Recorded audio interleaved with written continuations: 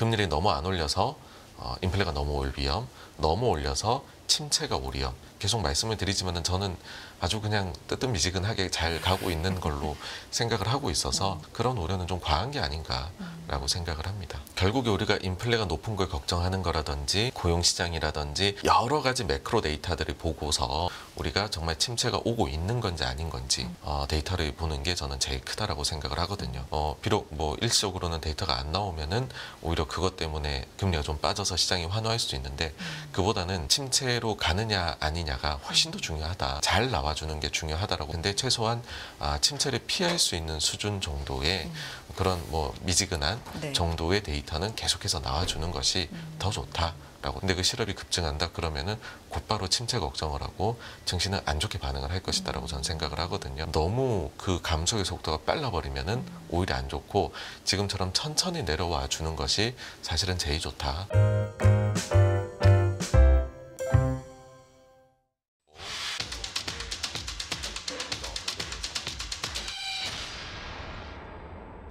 네, 86번가 정광훈 대표님 어서 오세요. 네, 안녕하십니까. 여쭤볼 게 상당히 많은 것 같으면서도 또 없는 것 같으면서도 상당히 좀 혼란스럽습니다, 시장이. 앞서서 시작하면서 유튜브에 어떤 우리 시청자님께서 엔비디아 우리 어제 분위기 좋았잖아 이런 얘기 해주셨거든요. 진짜 딱 그런 마음이에요. 어제 장 끝나고 실적 발표되고 장외로 오르는 거 보고 이거 반전 오나? 변곡점이 왔나? 이런 생각했는데 오늘 또 여지없이 무너지는 거 보고 어떻게 봐야 됩니까, 시장 대표님? 네, 일단은 그 시장의 심리 자체가 상당히 지금은 하방 쪽으로 기울어 있다라고 생각을 합니다. 네. 그러니까 그게 느껴지는 것이 지난주에 있었던 옵션 만기 때도 보시게 되면 그 하방 배팅, 풋옵션에 대한 그 수요가 굉장히 많았었거든요. 근데 최근에도 그 이후에도 보게 되면 계속해가지고서 풋에 대한 그런 이제 투자자들의 니즈라고 해야 될까요? 굉장히 그걸 선호를 하고 있어요. 간밤에도 보면은 우리가 뭐 이제 만기 하루도 안 남은 옵션 얘기 많이 하잖아요. 제로 DT 네. 해가지고서 그게 비중이 커졌다 하는데 그것뿐만이 아니라 그보다 만기가 더 긴 것까지 해서도 지금은 풋옵션에 대한 그러니까 하방에 대한 게 굉장히 강한데 그러면은 이제 그 어떤 점들 때문에 그럴까라고 네. 했었을 때는 아무래도 오늘 밤에 있을 그 잭슨홀에서 어떤 이야기가 나올까 여기에 대해서 불안감을 가지는 것이 상당히 크다라고 생각을 해요. 그 학습 효과라고 할 수 있는데 지난 우리 기억에서는 가장 최근의 게 기억의 뇌리에 깊게 남을 수밖에 없잖아요. 그렇죠. 근데 작년에 굉장히 매파적인 서프라이즈가 나왔었다라는 거죠. 그래서 사실 그 전까지만 해도 파월 의장이 뭔가 나와서 얘기를 하면 좀 시장을 달래주고 좋은 얘기를 해줬었기 때문에 그래서 뭐 그날 하루만이라도 파월 의장이 나오면은 시장은 올라가고 이런 게 반복됐었거든요. 작년에. 예. 네. 그러다 보니까는 잭슨홀 연설에 와가지고서 잭슨홀에서도 연설을 할 때 뭔가 좋은 이야기를 해주지 않을까라고 생각을 했고 실제로 그래서 그 직전에는 그 목요일 수요일일 땐 주가가 올라갔었어요. 근데 이야기가 나오는데 너무나도 매파적이었었고 그때 이제 3% 이상 S&P 500이 하락하고 그 뒤에 뭐 그게 이제 8월 말이었는데 10월 저점 나올 때까지 사실 거의 뭐 한 방향으로 쭉 내려갔었다. 안 좋은 기억이 있는 거죠. 그러다 보니까는 지금도 파월 의장이 혹시나 그런 매파적인 서프라이즈를 내지 않을까라는 거를 제 시장에서 우려를 한다. 그게 이제 가시질 않다 보니까 사실 어떤 뭐 뉴스나 데이터나 이런 것들이 나와도 아니면 실적이 이렇게 나와도 아니, 그것보다 지금 잘못하면 마켓 리스크가 훨씬 클 수도 있는데 여기에 대해 가지고서 반응을 하기는 어렵다. 이런 식의 시장의 심리가 짙게 깔려 있다 보니까는 그 같은 결과가 나온 게 아닌가 싶습니다. 작년의 기억 때문에 올해도 혹시나 그런 어떤 쇼크가 있지 않을까라는 불안감이 지금 굉장히 짙은 그런 시장 분위기인데 대표님께서도 앞서서도 나오셔서 언급해 주셨지만 사실 잭슨홀이란 게 이 정도까지는 아니었는데 네네. 작년의 기억 때문에 그렇다. 그러면 만약에 우리가 지금 잭슨홀 하는 것도 약간의 너무 기후 때문에 좀 호들갑이라면 이게 무사히 넘어간다면 다시금 엔비디아 실적도 잘 나왔고 이게 추진력을 받고 뭐 기술주도 올라가고 채권 금리 안정되고 이럴 가능성이 있습니까, 대표님? 저는 가장 기본적으로 네. 우리가 중요하게 봐야 되는 거는 결국은 실적이다라고 생각을 해요. 그러니까 작년부터 해가지고 작년 4분기부터 해서는 실적이 어쨌든 전년 동기 대비로는 우리가 마이너스를 기록을 했었는데, 근데 미국 장 기준으로 올해 3분기부터는 이대로 흘러가면 이제 플러스로 전환이 되는 거고, 그에 맞도록 2분기 실적 시즌도 아주 무난하게 뭐 엔비디아만 이야기를 할 것이 아니라 전체적으로 봤었을 때는 실적이 좋았다라는 거죠. 그러면은 실적 자체가 그 잘 받쳐지고 있고, 그거 자체가 우리가 뭐 주식하는 게 매크로도 많이 보고 하는 것이 결국에는 주식시장, 그럼 주식시장이라는 거는 그런 기업들이 모여가지고서 형성이 되는 건데, 거기가 괜찮다라고 하면은 저는 뭐 요거는 장세가 오히려 좋은 대로 넘어가는 중간 단계이지 않느냐, 그렇게까는 이제 계속 생각을 해요. 그래서 그런 관점에서는 똑같은 생각을 가지고 있어요. 다만 이제 그 중간에서 사람들은 계속 이제 투자자들은 의심을 해보는 거죠. 그러니까는 가령 금리가 4%를 장기 금리가 넘어가게 되면 한 번씩 큰 일이 생겼는데 이전에 2번에서는 네. 이번에도 그런 일이 발생하지 않을까, 아직은 뭔가가 아닌 것 같긴 하지만 이라는 이제 의구심을 가지는 거고, 네. 그 다음에 최근 들어와 가지고서는 경기 침체가 이제 경기 침체 확률이 많이들 줄여가고 있잖아요. 근데 정말 이렇게 줄여가도 괜찮은 거예요. 그러니까 이렇게 정말 별일 없이 우리가 경제가 넘어갈 수 있을까? 그거를 또 한번 확인을 해보고 싶은 것 같아요. 네. 그러니까는 뭐 원래는 금리 인상기 아니면 장단기 금리가 많이 역전됐을 때에는 침체가 반드시 왔었는데, 과연 그러면은 이번에는 그와 같은 일이 벌어졌는데 예외적으로 침체 없이 정말로 넘어갈 수 있을까? 우리가 그런 기대를 가져도 될까? 확인을 해보고 싶다. 뭐 그런 것들이 계속 있다라는 거죠. 인플레도 보면은 요즘에 제가 이제 다녀보면은 제일 많이들 언급하고 두려워하고 하는 차트가 뭐냐 하면 70년대하고 인플레를 비교를 해서 그때 당시랑 비교를 해보면 올라갔다가 내려왔다가 그 뒤에 다시 재가속해서 70년대 후반 80년 초반에 훨씬 더 높게 올라갔었잖아요. 그렇게 되는 것 아니냐. 그거랑 차트가 너무나 비슷한 것 같다. 그런 식의 우려들도 있는 거죠. 이건 뭐냐 하면 한번 올라갔던 인플레가 안정화가 될 때 이게 아주 좀 그 별 탈 없이 안정화가 되느냐, 아니면 다시 한번 엄청나게 높은 재가속을 경험하고 나서야 비로소 안정화가 되느냐, 뭐 이런 것들도 다들 궁금한 거죠. 그래서 끊임없이 시장에서는 의심을 가지고 그게 현실에서 시간이 지나면서 좀 해소가 나타났고, 그런 과정을 그냥 저는 거쳐가는 것 뿐이다. 그래서 그 사이사이에 있는 이런 이제 좀 움직임이지 않느냐라고 생각을 합니다. 의심, 확인, 재확인 지금 이러고 있는 시장 상황 속에서 이제 시장의 키워드들이 툭툭 나오잖아요. 요즘은 재가속, 혹시나 물가, 경기 뭐 이런 것들의 급가속, 재가속 이런 것들도 좀 우려감으로 나오고 있는데, 이게 시장 참여자들이 만든 얘기가 아니라 미국 쪽에서 인사가 발언한 거 아닌가요?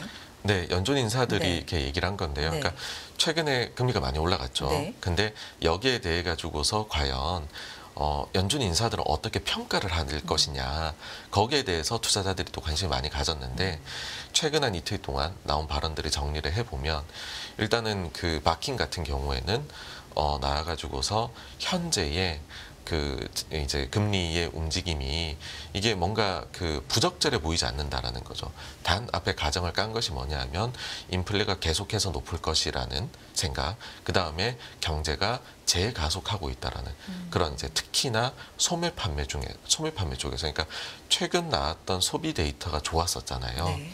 7월에 소매 판매 데이터가 좋았다 보니 그거를 예시로 들면서, 그러면은 경제가 생각보다 높은 금리 속에서도, 기준금리 많이 올렸는데 높은 금리 속에서도 좀 이제 SVB 사태 이후로 낮아지는 것 같더니 경제가 다시 재가속을 하는 것 아니냐.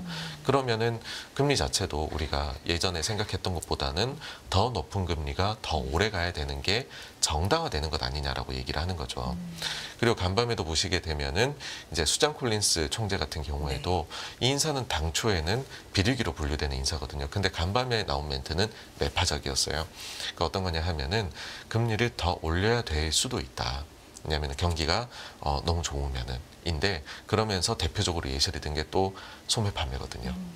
그래서 7월에 소매 판매가 하여튼 시장의 예상보다는 많이 잘 나왔고 그 점이 지금 경기 재가속론을 경기 재가속론에 대해서 재차 부르지피게 된 계기가 된 것이 아닌가인데, 근데 또 여기에 대해 갖고 반대의 논리도 분명히 나오고 있습니다. 뭘까요? 그러니까 일단은 그 이제 연준 인사 멘트 중에서는 하커 같은 경우에도 어제 나와서 어제. 얘기를 했는데 거의 본인들의 이제 할 일이 끝난 것일 수도 있다. 거의 다 왔다. 거의 다 왔다라고 얘기를 했거든요. 그래서 이 발언 같은 경우에는 분명히 비둘기적이었다라는 거고, 네. 그 다음에 우리가 이제 데이터를 볼 때 소매 판매 같은 경우에는 이게 코로나 이후에 조금 과거하고 다른 계절적인 패턴들이 나타나고 있는 게 분명히 있거든요. 대표적인 게 뭐냐면 연말에는 네. 소매 판매가 예상 대비 나쁘게 나와요. 지금 이게 코로나 이후의 특징인데 네. 연말에는 예상 대비 나쁘게 나오고 연초에는 예상 대비 좋게 나오는 경향이 있다라는 거죠. 왜죠?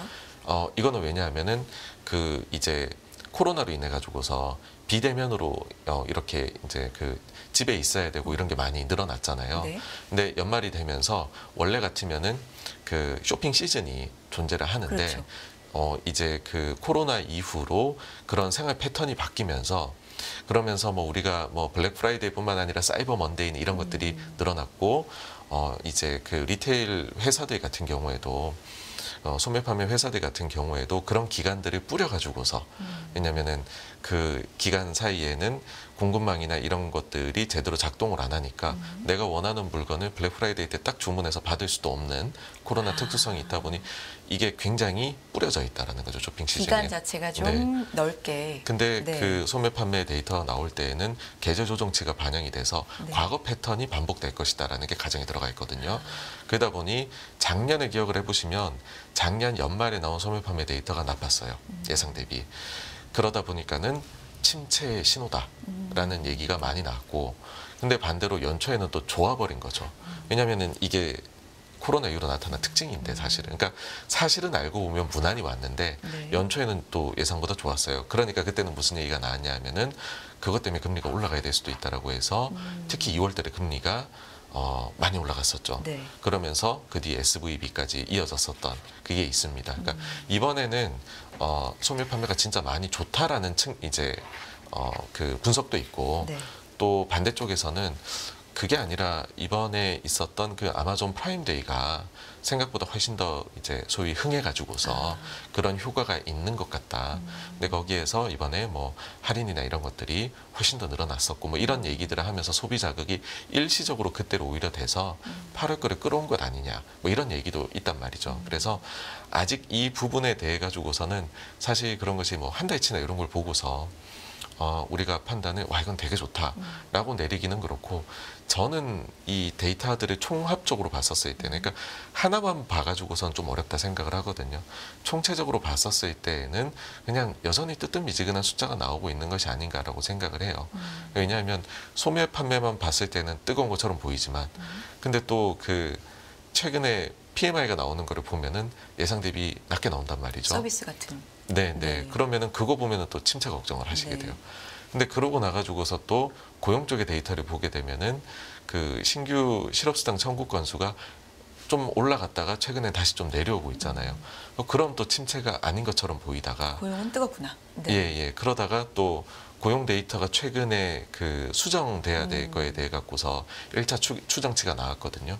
그걸 보게 되면은 알고 보면 고용 시장이 그렇게 타이트하지 않아라고, 그러니까 그 논판 페이롤 숫자가 하향 조정될 것이다라는 예상치가 지금 나왔다는 거죠. 그걸 봤었을 땐 또 그러면 고용이 그렇게 뜨겁지는 않네라는 게 또 나와서 이게 그럼 좋은 거야 나쁜 거야 이게 섞여 있다라는 거죠. 그러니까 저는 이렇게 변환 기간에는 이런 식으로 섞이는 데이터가 당연히 나올 수밖에 없다 이고, 다만 근데 거기에서 지금 시장이 어떤 거를 더 선호하고 선택을 하느냐라고 봤었을 때에는 일단은 그 혹시나 너무 높은 금리를 그러니까 이제 연준이 오버키를 할 우려에 대해 가지고서 시장은 굉장히 우려를 하는 거죠. 그러니까는 데이터가 좀 좋게 나온 것들을 받아들여 가지고서 연준에서 시장을 필요 이상으로, 그러니까 우리가 두 양면 위험이라고 얘기를 하잖아요. 금리를 너무 안 올려서 인플레가 너무 올 위험, 너무 올려서 침체가 올 위험. 인데 너무 올려서 침체가 올 위험에 대해 가지고서 또 우려를 하게 되는 부분이 더 지금은 시장에서는 받아들여지고 있는 것이 아닌가인데, 근데 뭐 계속 말씀을 드리지만은 저는 아주 그냥 뜨뜻미지근하게 잘 가고 있는 걸로 생각을 하고 있어서 그런 우려는 좀 과한 게 아닌가라고 생각을 합니다. 뜨뜻미지근한 게 오히려 너무 뜨겁지도 차갑지도 않게 지금 지표들이 좀 혼재돼서 나오고 있는 게 오히려 좋은 신호다라는 해석도 물론 있을 수 있는데, 지금 시장의 입장에서는 이거를 반응을 너무 좀 헷갈리게 하는 것 같아요. 왜냐하면 여기에 채권 금리까지 지금 섞여 있기 때문에, 예를 들면 경기가 견조하다, 재가속의 우려가 있다, 뭐 이런 게 나오다 보니까 금리가 더 높게 굉장히 롱거하게 가지 않을까라는 우려로 생각한다면, 이거는 경제 지표가 조금 나쁘게 나오면 시장이 환호하는 거잖아요. 근데 나쁘게 나오면 또 침체 우려가 반대로 있다는 거죠. 말씀 주신 네, 것처럼. 네. 이게 너무 헷갈립니다. 이게 너무 헷갈려요. 어떻게 보면 좋겠습니까? 일단 채권 금리가 안정되는 게 좀 우선일까요? 그러니까 결국에는 네. 지표가 저는 둘 중에 하나를 골라야 된다라고 네. 하면 무조건 잘 나오는 게 좋다라고 생각을 합니다. 그러니까 어떻게 잘 나오는데, 경기가 좋은 침체가 안 것처럼. 되는 쪽으로. 예, 예. 아, 그러니까 왜 그러냐 하면 네. 결국에 우리가 인플레가 높은 걸 걱정하는 거라든지 네. 고용시장이라든지 여러 가지 매크로 데이터들을 보고서 우리가 우려도 했다가 웃었다가 막 하잖아요. 그걸 왜 보느냐라고 하면은 가장 투자자 입장에서 제일 두려운 거는 경제가 침체에 빠지는 거거든요. 그러니까 그 두려움을 우리가 정말 침체가 오고 있는 건지 아닌 건지 판단을 내리기 위해 가지고서 데이터를 보는 게 저는 제일 크다라고 생각을 하거든요. 그렇기 때문에 비록 뭐 일시적으로는 데이터가 안 나오면은 오히려 그것 때문에 금리가 좀 빠져서 시장이 환호할 수도 있는데, 그보다는 침체로 가느냐 아니냐가 훨씬 더 중요하다. 그래서 데이터는 가급적이면 침체를 나타내줄 수 있는 데이터라고 하면은 저는 잘 나와주는 게 중요하다라고 보는데, 근데 이것도 이제 어느 정도 것은 있는 거죠. 만약에 너무 잘 나와버리면 그러면은 이거는 또 금리가 더 많이 필요 이상으로 올라가야 되는 그 이야기를 할 수도 있는 거거든요. 그러니까는 그 정도로까지 잘 나오는 거는 사실 시장 입장에서는 또 달가워하지 않는데, 근데 최소한 침체를 피할 수 있는 수준 정도의 그런 뭐 미지근한 네. 정도의 데이터는 계속해서 나와주는 것이 더 좋다라고 생각을 합니다. 네. 그러니까 가령 예를 들어 지금 만약에 실업이 갑자기 확 급증하는 걸로 나온다. 그럼 금리가 떨어지고 시장이 좋아할 거냐? 그보다는 정말로 침체의 신호 나타낼 때에 최후의 보루이자, 그 다음에 가장 설득력이 높은 데이터는 실업이거든요. 근데 그 실업이 급증한다 그러면은 곧바로 침체 걱정을 하고 증시는 안 좋게 반응을 할 것이다라고 저는 생각을 하거든요. 그러니까는 그 고용 데이터가 좀 내려오는 건 좋은데 너무 그 감속의 속도가 빨라버리면은 오히려 안 좋고, 지금처럼 천천히 내려와 주는 것이 사실은 제일 좋다, 그렇게 생각을 합니다. 운칠 기삼님이 지금 현재 제가 가장 궁금해하는 딱 그 질문을 해주셔서 전해드리면, 대표님이 말씀하신 좁은 길로 그럼 지금 잘 가고 있다고 결론적으로 보십니까? 네, 저는 그렇게 생각을 합니다. 그러니까는 일단은 기업들의 입장에서 지금 보시게 되면은 뭐 지금 요번에 실적이 나오는 거나 아니면은 미래 실적에 대해서 이야기를 하는 게 뭐 그렇게 문제가 있지를 않아요. 만약에 이제 이런 게 문제가 정말 크게 불거진다라고 하게 되면 사실은 기업들이 여기에 대해서 본인들이 더 빠르게 얘기를 할 거거든요. 그러니까 그런 부분에서 우리가 일단 뭐 느껴지지 않는다라는 게 있고, 그 다음에 나눠서 보게 되면 고용 얘기를 방금 전에 드렸으니까 고용을 말씀드려 보면은 고용 순증이 올해 들어와서 평균적으로 한 20만 명 정도가 되고 있어요. 그러니까 20만 명이라는 거는 사실은 경기 대비해 가지고서는, 그러니까 뭐 파월 의장이나 아니면은 바이든 대통령이 얘기했던 거는 뭐 10만 뭐 15만 이 정도거든요. 뭐 원래는 30만 40만 나오다가 20만 떨어졌으니 좀 감속이 된 거죠. 근데 또 경제가 아주 안 좋아지는 수준까지는 안 내려왔어요. 그러니까 고용시장이 아주 무난하게 안정화의 길로 가고 있는 거죠. 구인도 보게 되면은 내려오고는 있는데 그 속도가 되게 빠르지는 않습니다. 그러니까 그거 자체가 감속의 속도가 너무 빠름이 앞서 문제라고 말씀드렸잖아요. 그러니까 이런 점들을 봤었을 때는 고용시장은 정말로 아주 그 이제 마치 줄자를 잘 그어 놓은 것처럼 이런 식으로 내려오고 있다라는 점은 결국에는 시장에 저는 두 가지의 목표, 침체도 안 가야 되고 물가 자국도 안 해야 되는 거에 알맞는 숫자이지 않느냐 이고, 물가 같은 경우에는 제가속을 정말로 많이들 우려를 하시는 것 같아요. 근데 물가가 이번에 오르고 내리고 하는 동안에 그 선행 데이터로 작용했던 여러 가지들이 있잖아요.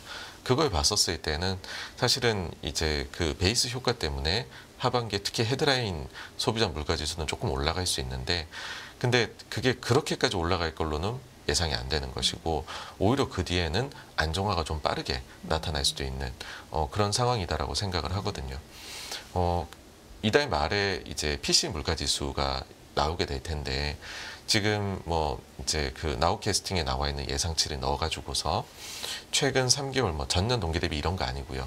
최근 3개월 전월 대비 숫자 있잖아요. 그거를 연율화를 시켜가지고서 한번 향후에 쭉 넣어보게 되면, 그러면은 내년 초 정도의 근원 PC 물가가 제가 생각할 때는 3% 아래로 떨어질 것으로 생각이 되거든요. 네. 그러니까 생각보다 이 제가속에 대해 가지고서는 우려가 제 생각에는 과거 그냥 그림을 가져와 가지고서 비교해서 보는 게 크다라고 생각을 하지, 실질적으로 그런 위험이 커져가고 있다라는 거에 대해서는 솔직히 전혀 동의를 못 합니다. 네, 그래서 물가에 대해 가지고서도 지금 전환기에서 조금 우려들이 또 다시 한번 생겨나는 게 아닌가라고 보여지는 정도 수준이다라고 보고 있어서, 사실 지금 나오고 있는 데이터셋을 가지고 판단을 내려보라고 하면은 그런 아주 중간 정도의 길로 가고 있는 것으로 보입니다. 결론적으로는 좁은 길로 비교적 잘 가고 있는데, 지금 그 중간중간에 정말로 잘 가고 있는 게 맞는지 그 불안감을 확인하려는 지금은 흐름이 좀 있는 것 같다. 네, 특히나 그렇습니다. 어떤 잭슨홀 미팅도 좀 대기를 하면서. 네. 네. 약간 좀 세부적인 내용으로 가보자면, 엔비디아 뭐 일일 천하였나? 이런 얘기들도 지금 있기 때문에, 그리고 앞서서는 뭐 이런 분석도 있더라고요. 실적 발표 타이밍이 하필이면 이렇게 뭐 잭슨홀 미팅을 좀 앞두고 경계감이 높은 시기에 발표된 게 좀 뭐 그런 영향이 있다, 증시에. 뭐 이런 얘기도 있던데, 만약에 이게 마무리가 잘 된다면 전반적으로 기술주 상승을 다시 한번 이끌 수 있을 거라고 보십니까? 어떻게 보셨어요? 일단은 흠잡을 데 없는 숫자가 나왔거든요. 아주 잘 나왔다. 네, 그러니까는 이번 분기 실적 자체도 예상치를 크게 상회를 했고, 그 다음에 다음 분기에 대해 가지고서 회사에서 좀 가이던스 자체도 매출액도 그러하고, 그 다음에 마진에 대해 가지고서도 예상치를 뛰어넘는, 그것도 훨씬 뛰어넘는 숫자를 얘기를 했다라는 것 자체가 결국에는 펀더멘털은 굉장히 튼튼하다라는 거를 다시 한번 확인시켜 준 것이다라고 생각을 해요. 그래서 지금은 다시 한번 말씀드리지만은 오히려 눈에 띄지 않는 게 더 좋다라는 얘기를 할 정도거든요. 왜냐하면 시장의 심리 자체가 매우 하방으로 기울어져 있는 상황이고, 그런 상태에서 누구라도 그냥 이렇게 뭔가 이슈가 되도록 발표가 그냥 있어 버리면 그거 자체가 그냥 이게 좋은 먹잇감이 되어버리는 상황이다라고 생각을 해요. 그래서 근데 그 이제 심리 자체가 결국에 펀더멘탈을 궁극적으로는 흔들 수 있는 요소는 저는 아니다라고 생각을 하고요. 그래서 앞서도 말씀드렸지만은 숫자는 잘 나오는 게 좋습니다. 잘 나오는 것이 결국은 견조하게 받쳐주고 그런 우려들을 다 해소를 해주게 만드는 궁극적으로는 힘이 될 것이다라고 보거든요. 그래서 사실 이제 지금은 엔비디아 실적이 나왔고, 그 다음에 엔비디아 주가가 워낙에나 아주 드라마틱하게 간밤에 움직였으니까 이 얘기를 하지만, 사실 이거는 엔비디아만의 이야기는 아니고 미국의 전체적인 지난 2분기 우리가 실적 시즌의 얘기를 해야 되는 거고, 그랬을 때에는 실적 발표가 평균 대비해서는, 과거 대비해서는 뭐 이제 그 잘 나온 시즌이다 전체적으로. 그러니까 그런 게 엔비디아만 있는 것이 아니라 전체적으로 실적이 잘 나왔다. 펀더멘탈이 지금 좋은 모습을 보이고 있으나, 그런데 지금은 일단은 좀 부담스럽다. 그러니까 부담스럽다는 게 딴 게 아니라 혹시나 심리가. 작년 같은 네. 일이 또 발생하면 어떡하느냐라는 거에 대해서 계속 좀 우려들을 하고 있다. 그렇게로 저는 뭐 보이는데, 대표적인 게 뭐 그런 거죠. 그 물가 목표를 바꾸면 어떡하느냐. 그러니까 이게 물가 목표를 3%로 올리게 되면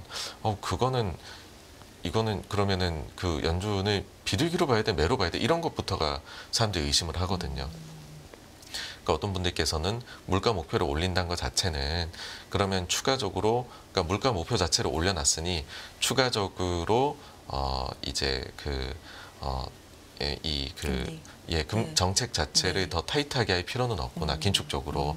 그럼 비둘기적인 거 아니야 생각하실 수가 있지만은 반대로 얘기하면은 우리가 이제 2% 물가는 너무 힘들 것 같으니까 아예 우리가 그 목표 좀 약간 좀 양보를 했다. 기준 골대 자체를 유리하게 옮기는구나라고 해석을 근데 할 수도. 그렇게 돼버리면은 앞으로 인플레나 금리 자체가 한 단계 높아진다라는 네. 거를 완전히 인정하네. 그러면은 이건 사실은 매파적으로 결과가 나와버린 거다라고 봐야 되는 거거든요.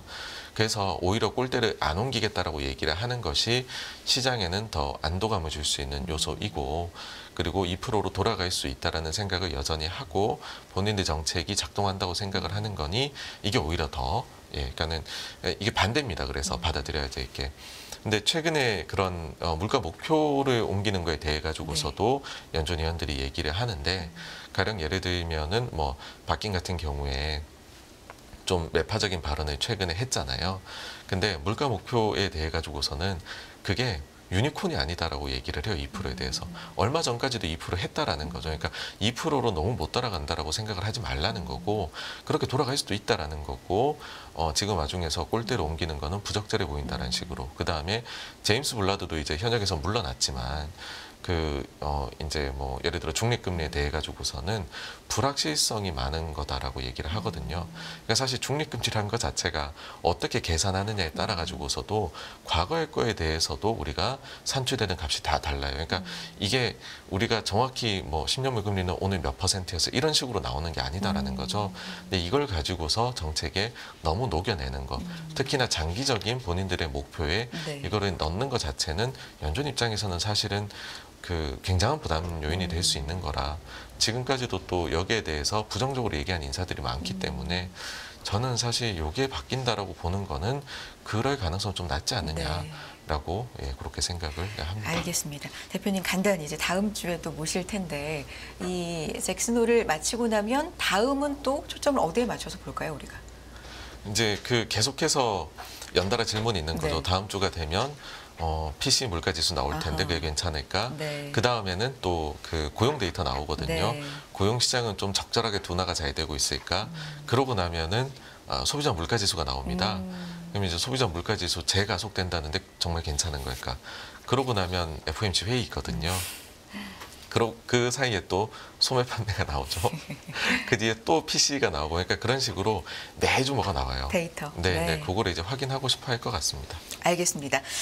여기까지 듣겠습니다. 데이터 확인의 확인을 또 거듭을 하고 분석이 나오는 다음 주가 될 것 같고요. 정광훈 대표와 그때 또 얘기 나눠보겠습니다. 대표님 고맙습니다. 감사합니다.